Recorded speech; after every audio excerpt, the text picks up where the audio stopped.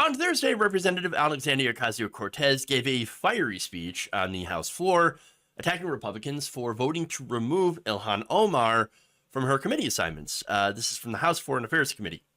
I'm going to show you that speech, some of that, and we'll discuss.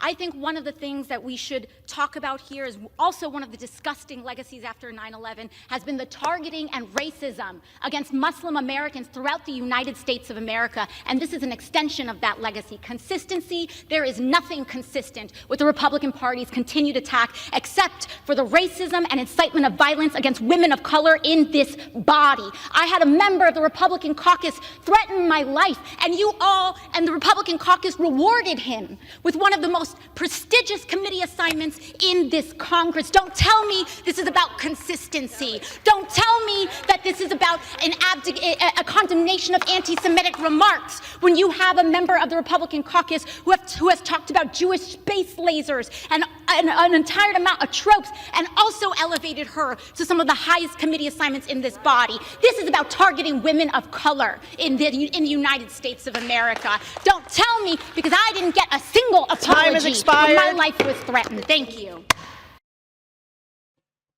Damn. Hell of a speech. That's a mic drop. I love it. Look, again, she points out correctly the hypocrisy, right?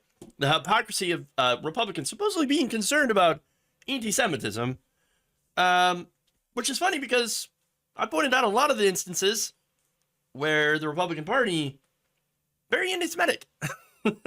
Again, members of the Republican Party using old anti-Semitic tropes, and so it's just pretty ridiculous.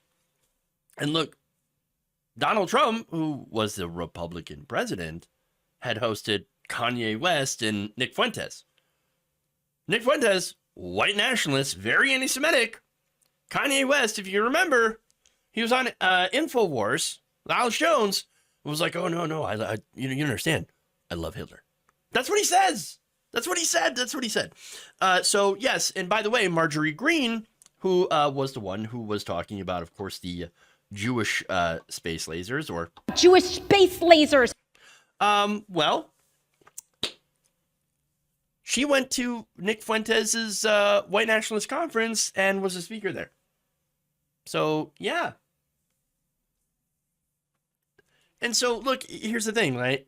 You have all these anti-Semitic conspiracy theories floated by right-wing figures. And by the way, one of the biggest ones is, of course, one of the biggest targets, I should say, of the right wing is George Soros. Oh, you know, George Soros is the puppet master of the Democratic Party. That's what's going. You know how they are. Yeah, the big money. You know, those people.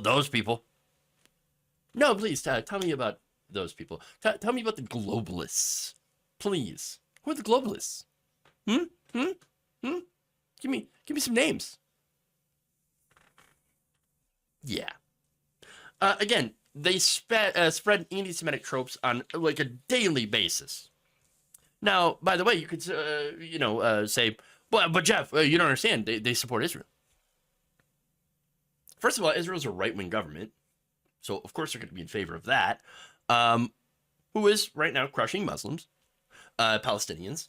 And by the way, their main support is not because they care about the plight of the Jews. No, it's based on the end times. They have this end times fantasy. And in that fantasy, by the way, all but a few thousand Jewish people die.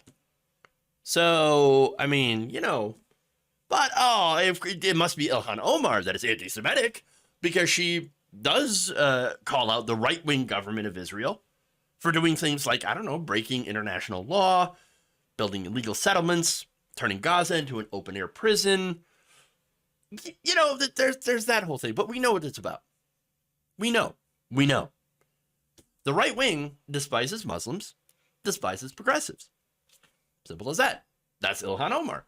Ilhan Omar, by the way, and this is what irritates me about, you know, corporate Democrats, is they also criticize Ilhan Omar because she's progressive.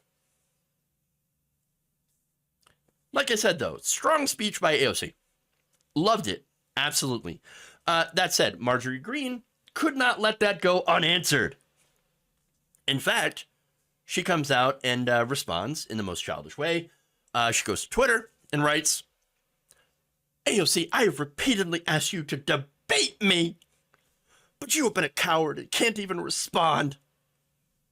But you go on CNN and lie about me. And she, by the way, did go on CNN and addresses the fact that Marjorie Greene has been put on committees, despite, again, promoting violence against elected officials, elected Democrats, talking about how the Rothschilds at one point, had been financing, again, space lasers that are going to, that were designed to start forest fires. I know it's bizarre. All these different conspiracy theories that she claims that she disavows now. And called her out on CNN, so she's very salty about that. Marjorie Greene continues by saying, when are you going to be an adult and actually debate me on policy instead of run your mouth like a teenage girl? Does she have any sort of self-awareness, like, at all? I don't think she does. At all. Oh, okay, so anyway. Now, look, I love the debate bro arc. Because, for one, if you want to have a policy debate, it might help if you actually knew a thing or two about policy. But she does not. And let me give you an example. So, now, Marjorie Greene had, again, for being on a committee, she decided to question comptroller Mr. Dodaro, right? Gene Dodaro. And, well, in that questioning, she gets a lot of the facts wrong. Take a look. Dodaro, can you tell me how much COVID cash went to CRT? CRT. Critical race theory in education. It's a racist curriculum used to teach children that somehow their white skin is not equal to black skin and other things in education. Yeah. No, I do not know that, but I do know that there's provisions that the federal funds generally are not used, are supposed to be used for curriculum. Oh. That's a state. Oh, Mr. Dodaro, I have to tell you, in Illinois, they received $5.1 billion at an elementary school there that used it for equity and diversity. Total embarrassment. Oh my God. So again, she claimed that one elementary school got $5.1 billion to teach critical race theory. How much diversity did the one school can one school actually do? Seriously. But look, that is just incredibly, hilariously outside the bounds of reason. Non-factual. Now, let me give you the real facts of what happened, right? The state of Illinois itself got $5.1 billion from COVID relief. So now it was split for schools around, I should say, split among the school districts, 850 of them, right?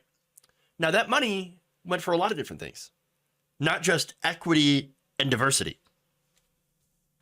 And by the way, none of it went to critical race theory because critical race theory isn't taught in K through 12. It's not being taught in elementary school. It's a college level course. No, you're not going to teach it to kids. You're not going to teach it to first graders. And by the way, also, it's not like, oh, did you know the critical race theory teaches white people that their skin makes them bad? No, that's not what critical race theory is.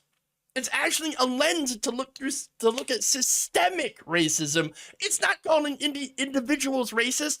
And by the way, it is also a starting point for people to debate how there could be systemic racism in, things like, for example, real estate when it came to redlining, or when it came to banking, loans, things like that, okay? And when it comes to access to education, to a quality education, when it comes to, funding schools properly, especially inner city schools versus those in higher income areas. I mean, come on. It is a debate over how these impacted people of color. Doesn't have anything to do with racism. But again, the people that focused on CRT the most have no understanding of what it actually is. In fact, one part of the plan did, though, mention the goal of digital equity. Oh no, it says equity in it. Can't let that happen. But what does it mean?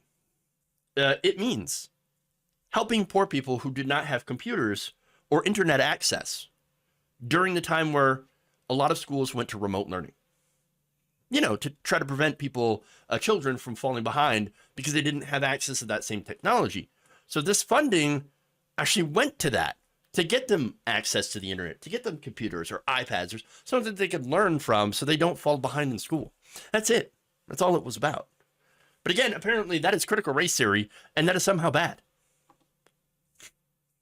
Well, I think we know why they think it's bad. The Republican Party's racist. But look, AOC responded back, by the way, saying, quote, "Hey there, in case you forgot, we sit on the same committee, which debated for the first time this week. I don't blame you if you forgot. You spent almost no time there."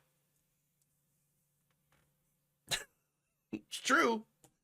You know, the funniest thing about Marjorie Greene is, it's not the fact that she's incredibly dumb. I mean, yes, she's dumb.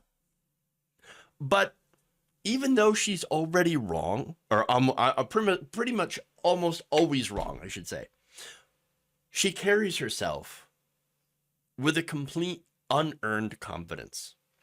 She is so matter of fact and confident when she says the most dumb, stupid, ridiculous things. It is truly a sight to behold. It is amazing that someone who is that unknowledgeable about anything, everything, can carry themselves with such confidence and actually make these arguments with a straight face. Wow. The clown does not realize she is a clown. And I think that was just important for you to mention.